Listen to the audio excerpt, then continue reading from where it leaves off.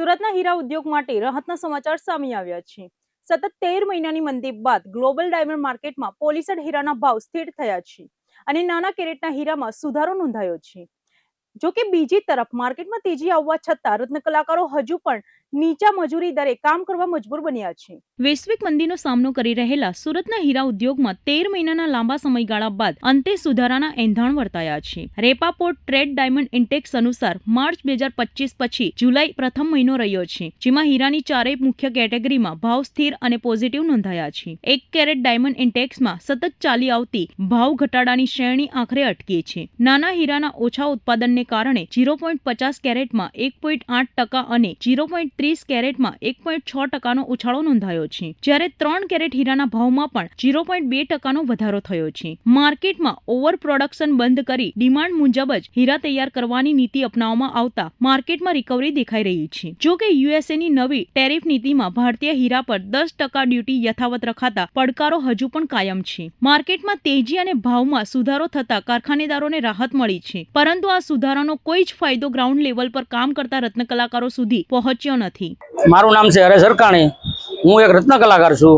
મારું કહેવાનું એવું છે કે અત્યારે ડાયમંડ માર્કેટમાં ઘણો ખરો સુધારો આવ્યો છે, તો છતાં રત્ન કલાકારોના ભાવ હજી કેમ સુધી વધ્યા નથી?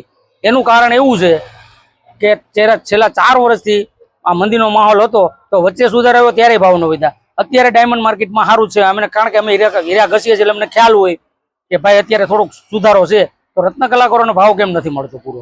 મારું નામ મહેશભાઈ વણઝારા છે। અમને લાગે છે કે માર્કેટમાં ભાવ વધ્યું છે એવું અમને લાગે છે। મેં વાંચ્યું છે પેપરમાં, પણ અમને ભાવ મળતું નથી। અતિશય મોંઘવારીના કારણે અમારું ઘર ચાલતું નથી, તો આ પરિસ્થિતિમાં અમારો ઘર અમને કેમ હાંકીએ એ અમે વિચારી રહ્યા છે। ડાયમંડ વર્કર યુનિયન અને રત્ન કલાકારોના જણાવ્યા મુજબ 3 વર્ષ પહેલા મંદીના નામે મજૂરીના ભાવમાં જે કાપ મુકાયો હતો, આજે પણ કલાકારોએ એ જ નીચા દરે કામ કરવા મજબૂર રહે છે। એક તરફ કામના કલાકો અને રોજી ઓછી મળી રહી છે, અને બીજી તરફ મોંઘવારીના જમાનામાં મજૂરી વધારવામાં આવતી નથી, જેને લઈને રત્ન કલાકારોમાં ભારે અસંતોષ જોવા મળી રહ્યો છે। કારખાનેદારોને થઈ રહેલા ફાયદામાંથી રત્ન કલાકારોને પણ મજૂરી વધારા રૂપે યોગ્ય હિસ્સો અને ન્યાય મળે તેવી માંગણી ઉઠી રહી છે। સમગ્ર વિશ્વની અંદર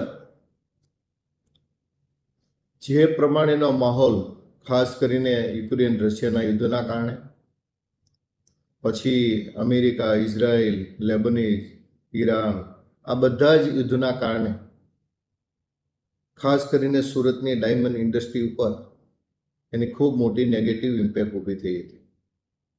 કારણ અમેરિકા સૌથી મોટું બજાર હતું। આજે જે કંઈ પ્રોડક્શન કટ એન્ડ પોલિશ થાય છે એનું એટલું કન્ઝપ્શન 70 થી 75% અમેરિકા હતું। અમેરિકાની અંદર કોરોના કાળ પછી જે પ્રમાણે મંદીનો માહોલ, ફુગાવાનો દર ઊંચો, લોકોની ખરીદ શક્તિ ઘટી, એના કારણે ડાયમંડ જ્વેલરી હોય કે કટ એન્ડ પોલિશ હોય એની અંદર પણ ઘટ જોવા મળતી હતી।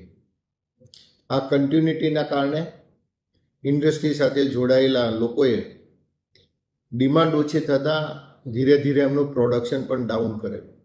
ઓલરેડી સ્ટોક તો ખૂબ મોટા હતા, એ પછી પતલી સાઇઝ હોય, જાડી સાઇઝ હોય, સ્ટોક હતો, જે ભાવ એ પ્રમાણે વેચતા હતા। નવું પ્રોડક્શન કરવામાં લોકો ખચકાતા હતા કે ભાઈ નવું પ્રોડક્શન એડ કરીને વધારે લોસ કરવો। સતત 3-4 વર્ષ સુધી આ મેથડ અપનાવતા પ્રોડક્શન કટ, પછી રશિયાના ઉપર પ્રતિબંધ મૂકવાના કારણે પટલી રફની આયાત ઓછી થઈ ગઈ હતી। એટલે એકંદરે જોઈએ તો આ બધી સાઇઝોમાં, પટલી સાઇઝોમાં પ્રોડક્શન કટઆઉટના કારણે આ પ્રોડક્શન એકદમ કંટ્રોલ થઈ ગયું।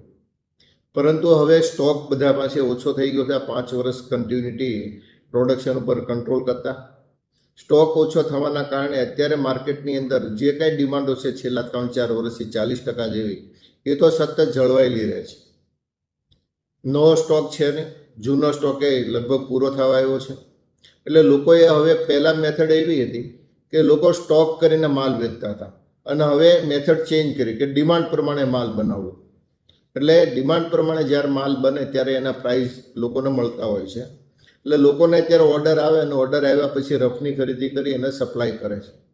આના કારણે છેલ્લા 6 મહિનાની અંદર પટલી સાઇઝોના માલની અંદર થોડો ભાવની અંદર વધારો પણ જોવા મળ્યો છે, અને ઇન્ડસ્ટ્રી માટે ફાયદારૂપ છે।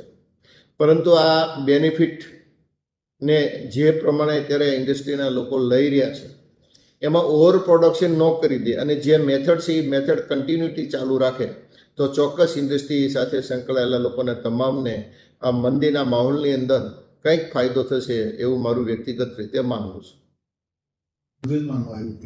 હાલમાં જે ઝીણા હીરાની અંદર જે માર્કેટની અંદર મુવમેન્ટ આવી છે અને ઇન્ટરનેશનલ માર્કેટમાં જે માલની માંગ ખપત થવા લાગી છે, ત્યારે આ જે મુવમેન્ટનો લાભ છે એ રત્ન કલાકારોને મળવો જોઈએ. કારણ કે જ્યારે જ્યારે મંદી આવે છે એટલે રત્ન કલાકારોના પગાર અને ભાવ તોડી નાખવામાં આવે છે. 2 વર્ષની અંદર 80 કરતા વધારે રત્ન કલાકારોએ આત્મહત્યા આર્થિક સંકળામણના કારણે કરી છે.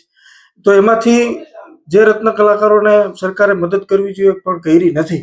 ત્યારે આ ઉદ્યોગકારો અને ઉદ્યોગકારોના સંગઠનોને હું કહેવા માંગુ છું કે જે આ મુવમેન્ટ આવી છે એ મુવમેન્ટનો લાભ રત્ન કલાકારોને મળવો જોઈએ અને રત્ન કલાકારો થકી જ આપણી ડાયમંડ ઇન્ડસ્ટ્રીની અંદર ચમક છે.